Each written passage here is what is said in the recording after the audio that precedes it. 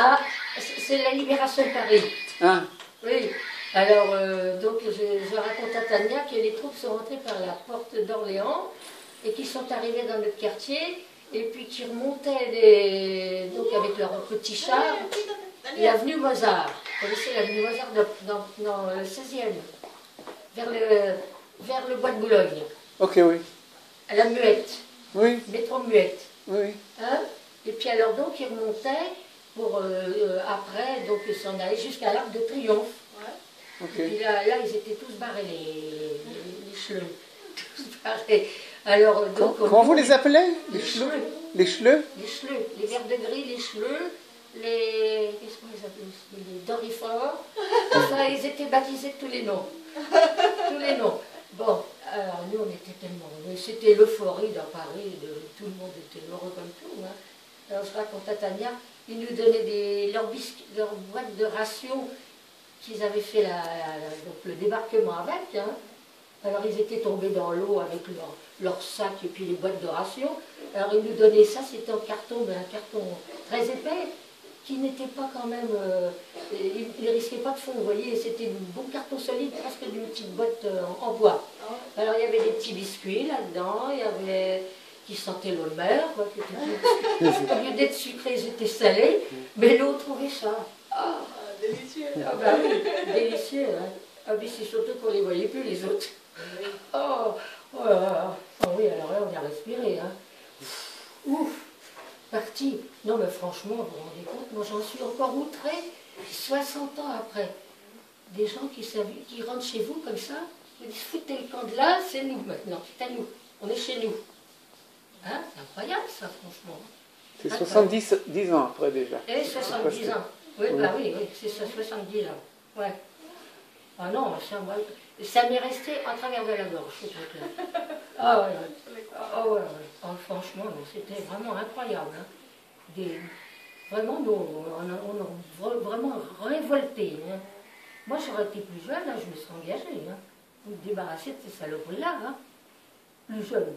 J'aurais été moins jeune. Voilà. Moins jeune. Moins jeune. Oui, oui, oui. Ah, oui, ça. On n'engageait pas les femmes. Ben, si, non, j'étais trop jeune. J'aurais 13 ans, vous voyez, j'avais 13 ans pendant la guerre. Moi, j'avais 11 ans à la déclaration de la guerre. Alors, non, c'était pas possible. Non. Mais même les femmes plus âgées. Ah, il y en avait aussi. Ah oui, il y en avait. Mais oui, il y avait des femmes qui faisaient des transmissions, vous voyez, qui transmettaient des messages, des ordres et tout ça. Hein. Mais elles n'étaient pas dans les maquis, je crois pas. Non, je crois pas. Non. Alors c'était quoi si c'était pas le maquis? C'était... Ah ben, il y avait les francs-tireurs, il y avait les maquis, il y avait les FFI, il y avait... Ah, ah. Mais il y avait la résistance urbaine où les femmes, elles ont beaucoup aidé, non? Ah oui, oui. Il y avait aussi pas mal. Et la vie était dure tous les jours, quotidiennement? C'était infernal. Il n'y avait rien, alors, donc on n'avait rien. Ils nous prenaient tout. Tout. Moi, j'avais droit tous les jours à ça parce que j'étais J2.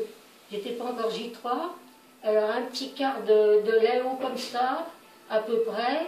C'est-à-dire que c'était du lait en poudre, mais alors très délié. Alors, pour faire 10 litres de lait, il devait employer 3 cuillères à soupe de lait en poudre, vous voyez. Alors, donc, j'étais encore à l'école. Alors, on crevait. Qu'est-ce que c'est le J3, J4? Ben, c'était les jeunes, c'était les catégories pour donner les tickets de rationnement. Hein? Alors il y avait les J1, les enfants petits, les J2, moi j'en fais partie. Les J3, c'était à partir de peut-être 13 ans par là, 12-13 ans. Et puis alors donc on avait droit à rien du tout, quoi. Non. Ah, ouais. Alors à l'école on nous donnait, parce qu'on savait qu'on avait très faim, alors on nous donnait des petits biscuits, des petits biscuits avec des vitamines dedans. Et puis alors on nous donnait aussi de temps en temps comment ça s'appelle, l'huile de foie de morue. Ah, ça c'est horrible. Oh. Et là-dessus, ils nous donnaient en plus, alors pour faire passer ce machin d'huile de foie de morue, ils nous donnaient du lait que les Danois nous envoyaient quand même. C'était toujours le même genre de lait dilué. Alors, on avait ça tout de suite après l'huile de foie de morue. Je vais vous dire que ça devait faire comme, je sais pas quoi, un fromage blanc dedans. On avait du mal à digérer ça. Ah, oh là là. Non, on le mangeait parce qu'on n'avait rien d'autre. Ouais. Et est-ce que il y avait des quartiers juifs ou des endroits, tu connaissais des juifs qui étaient déportés? Ah oui, j'en ai connu, oui. Ah, oui. Oui, j'en ai connu une petite à l'école. J'étais à l'école rue Fondaré dans le 15e. J'en ai vu arriver, hein, on était à la récréation et on a vu arriver des types, mais on était nombreuses, hein, très nombreuses dans la cour, c'était un collège. Et donc on a vu arriver ça devait être la Gestapo, ou même la milice française, en noir. C'était la milice, hein, je crois. Hein. Enfin, moi j'avais quoi? J'avais 13-14 ans. Hein? Oui. Alors je ne me faisais pas tellement. Et puis moi, mes parents ne parlaient pas. Hein. Rien du tout. Hein. Ils ne disaient rien. Hein. En plus, ma mère était concierge, elle aurait un intérêt à cela. Hein? Elle n'aurait ni vu ni connu, on n'a rien vu. Hein. Jamais. Hein. On parlait rien pour que tu saches pas ou pour, ah, bah oui, on ne que... sait jamais pour que les gamins risquaient de parler après. Hein. Ah, d'accord. Alors, il ne fallait rien dire. Hein. On se taisait, hein. Tout le monde se taisait. Oui. Enfin, moi, j'ai remarqué ça. J'avais vu cette petite qui sont venus chercher hein, dans mon école. Et dans ma rue, il y avait aussi une autre petite que je connaissais. Et je ne l'ai plus revue. Je ne l'ai plus revue. Et donc, ils sont rentrés à l'école et ils l'ont pris. Ah, vous avez oui. vu comment ils l'ont Nous, quand on rentrait à l'école, il fallait montrer notre carte d'identité. Hein. On ne sortait pas de l'école comme ça. On rentrait, on ressortait, il y avait toujours la carte d'identité. Il y avait un gars qui était là, un concierge, qui surveillait tout, hein, tout. Ah, oui, oui. Oui. Ah non, c'était vraiment pas facile à vivre, hein, cette vie-là. Hein. Ça, c'est sûr que... Et tu connaissais des gens qui faisaient la résistance, qui étaient résistants? Oh, on ne me l'aurait pas dit. Hein. On ne dit pas ça à des gosses hein, qui restent vantés après de... Hein. Moi, je ne sais pas. Hein. Enfin, d'après ce que qui me revient quand j'étais jeune,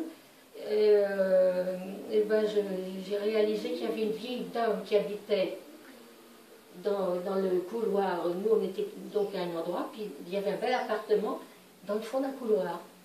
Et puis là, je voyais une dame qui sortait de temps en temps et qui nous a parlé quand même légèrement. Ça, c'était cette personne qui avait l'appartement, elle était généralement toute seule tout le temps. Mais elle devait garder chez elle, dans le fond d'une chambre, très loin, une résistante. Oui. Alors, oui, d'après moi, ce que j'ai compris, mais par la suite, hein, elle est arrivée avec un manteau écossais, c'est des détails, hein, mais même des détails que moi je me rappelle. Et bien, elle est arrivée avec un manteau écossais, on avait ce qu'on pouvait pendant la guerre, et bien, on lui a fait teindre tout de suite pour qu'elle n'ait pas ce manteau écossais. Parce qu'on ne pouvait pas en racheter d'autres. Hein. On avait ça, puis c'est tout. Hein. On n'avait pas de tricot, on en avait un. Hein. Quand il était à trou, on raccommodait. Hein. Alors elle, pour ne pas se faire repérer, mais elle ne sortait pas. Hein. Mais de toute façon, si elle mettait un peu nu dehors pour voir un peu ce qui se passait, le manteau, il n'était plus écossais. Elle l'avait fait teindre, mais on voyait bien qu'il y avait comme une ombre, vous voyez. Ouais. Parce qu'on teignait ça nous-mêmes, hein, dans des lessiveuses avec un peu de produit. On n'avait rien alors. Bien simple. Ouais. Mais cette personne-là, la vieille dame, là, eh ben, elle a fait de la résistance à sa manière. Hein. En acceptant cette personne, en la mettant à l'abri. Oui. Et cette dame, d'ailleurs, cette vieille dame, parce qu'elle était très vieille déjà, elle avait une usine à Vitry-le-François, en Allemagne. Là-haut dans la Somme, je crois que c'est dans la Somme. Et cette usine a été réquisitionnée par les Allemands. Et puis de temps en temps, ben, elle avait le directeur de l'usine qui venait quand même lui rendre des comptes, certainement, parce qu'elle avait quand même un droit à avoir quand même un petit... vivre, il fallait bien qu'elle vive de quelque chose. Et bien ce directeur allemand, c'était un officier allemand qui venait. Et celui-là, il lui a parlé à la dame, il a dit, il a marre de la guerre. Il l'avait prévenu depuis longtemps, la dame, la vieille dame. Il avait dit, la guerre, elle est foutue pour nous. Je vous parle de... C'est l'officier allemand qui disait ça. En 1943, par là, je crois, C'est ma mère qui me l'a dit après. Et il lui a dit, il venait donc chez Madame Lambert, c'était une Madame Lambert qui habitait là. Il lui a dit, nous, la guerre, elle est foutue pour nous. Et Il savait déjà compris en 43. il savait bien, il savait bien. Il Oui, savait mais bien en que- 43, il y avait déjà les défaites dans le front Oui, russe. il savait. Ouais. Moi, je le vois encore arriver, officiellement, là, avec son petit poignard avec une chaîne, là. C'est un petit poignard, là. C'était un haut placé, hein, qui venait. Hein. Ah oui. Mhm. Ah, je me rappelle de ça. Mais on n'a pas tellement parlé de vraiment. Moi, c'est des trucs ressentis.